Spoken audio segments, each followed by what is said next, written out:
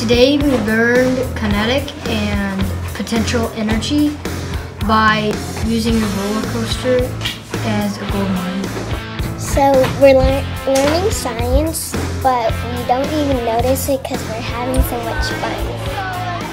They teach you these great challenges, and they teach you about things in social studies that you may be ahead of the class, and that would be good in social studies because they tell you a lot in your grades.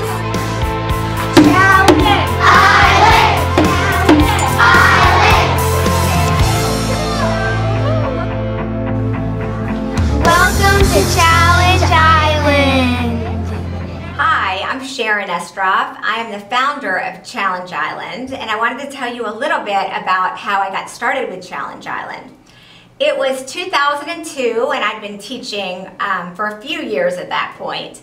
And I decided I wanted to come up with some kind of new enrichment program to get my kids really motivated. My classrooms were always very active, very child-centric, very exciting, and I loved to immerse my kids in whatever it was that I was trying to teach them.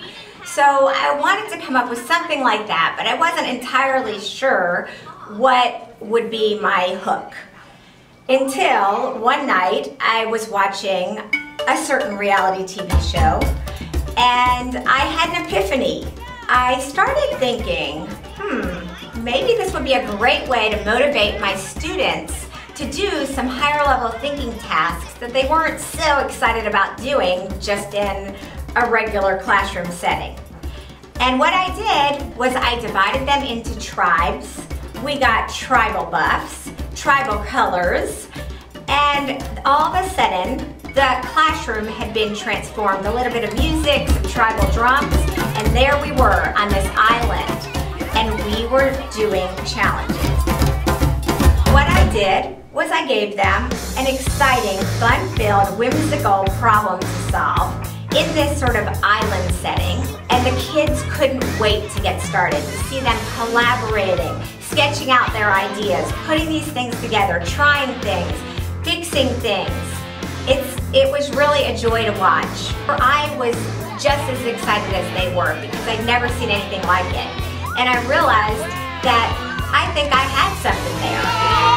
Create stuff that you never thought you would do. You create stuff that you never thought you would do. You build lots of different kind of stuff like mining and robots and roller coasters, paintball machines. As a teacher, one of my favorite ways to watch kids learn, to facilitate the learning process, was through cooperative learning.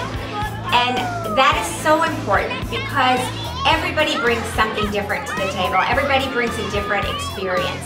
So what the result is as a product of a group or a tribe of students is so much more, so much richer than what a single student could accomplish.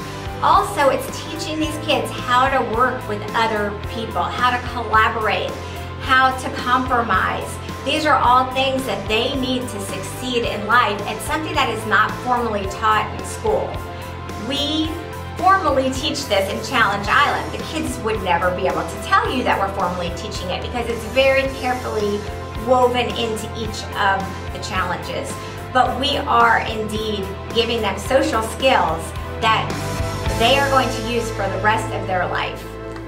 One of the things that you're going to love about Challenge Island is how enthusiastic the parents and the children are going to be about the program itself. We have seen this program grow over the last 10 years. We have seen the programs develop, the activities that are part of Challenge Island. They work. We've seen that work. They've been tested out. Changes have been made in order to be sure that the program stays fresh and alive and the kids are really connected to it.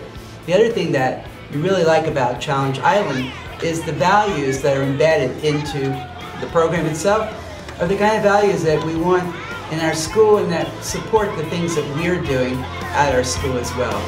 A real motivating factor for me in developing Challenge Island was the fact that this is a generation of kids who are digital natives. They are constantly on some type of device, don't know how to imagine things because everything's already been imagined up for them. And what I try to push with them is you could have fun with what's in your house, whether it be paper cups, plastic spoons, boxes. They see all these possibilities. And to them, their eyes light up when they realize that, because you don't need all this digital stuff. It's all exciting, but there's so much more to the world. So it has them move away from that and give them a whole other way to see excitement. Each week on Challenge Island, the kids go to various locations on the island, and they have 1 hour to solve a challenge. I wish in my classroom I had a whole hour to spend on problem solving, but that just isn't the case. And each week they are allowed this hour to climb their mountain and face their challenge. And when they get to the top of that mountain, they are so thrilled. We had to put a lot of duct tape on it, and then tape might come out. It would fall off. It would go like through the cotton. So we had to make sure. So when it goes in, this is the passenger, and the passenger will find. What will happen is it'll go down.